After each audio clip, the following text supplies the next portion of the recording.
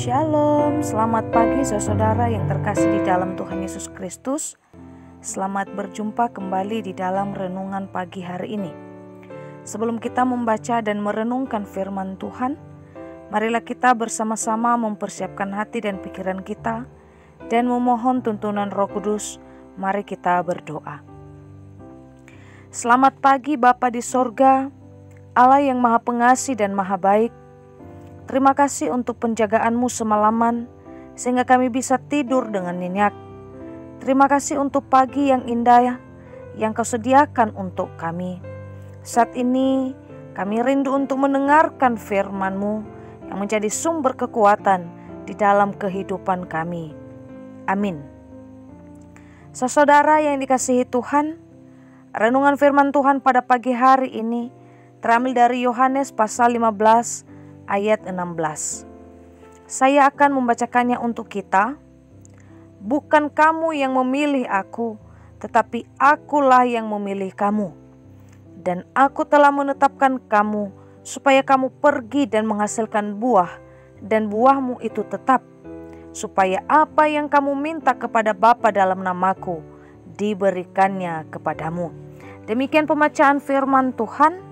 Saudaraku yang terkasih, judul renungan pada pagi hari ini adalah mengerjakan panggilan Tuhan. Saudara yang dikasihi Tuhan, jika kita melihat di dalam Alkitab, ada beberapa pahlawan iman yang dipanggil oleh Allah dengan cara-cara yang ajaib. Mungkin beberapa dari kita akan penasaran bagaimana proses pemanggilan tersebut terjadi. Misalnya, pemanggilan Paulus yang dipanggil dengan cara ajaib oleh Tuhan. Samuel yang telah dipersiapkan sejak kecil. Musa yang diteguhkan setelah tua dengan mukjizat yang memukau mata. Nehemia yang dipanggil dengan belas kasihan ketika melihat bangsanya menderita. Ada juga yang dipanggil untuk hidup dalam kemewahan istana seperti Esther dan Daniel. Ada juga yang dipanggil dengan penganiayaan yang sangat berat, menjadi miskin dan mati dengan cara yang mengerikan, misalnya Petrus dan Stefanus. Setiap tokoh-tokoh pahlawan iman di dalam Alkitab memiliki cerita tersendiri dalam pemanggilan mereka untuk menjadi saksi Kristus. Saudara yang dikasihi Tuhan, setiap kita punya bagiannya masing-masing. Mungkin di antara kita ada yang dipanggil untuk membara menjaga jemaat. Ada yang dipanggil untuk tahan dalam ilmu pengetahuan. Ada yang dipanggil untuk menjadi berkat melalui prestasi dan profesi. Ada juga yang dipanggil untuk menjadi kaya. Ada pula yang dipanggil untuk tetap hidup sederhana.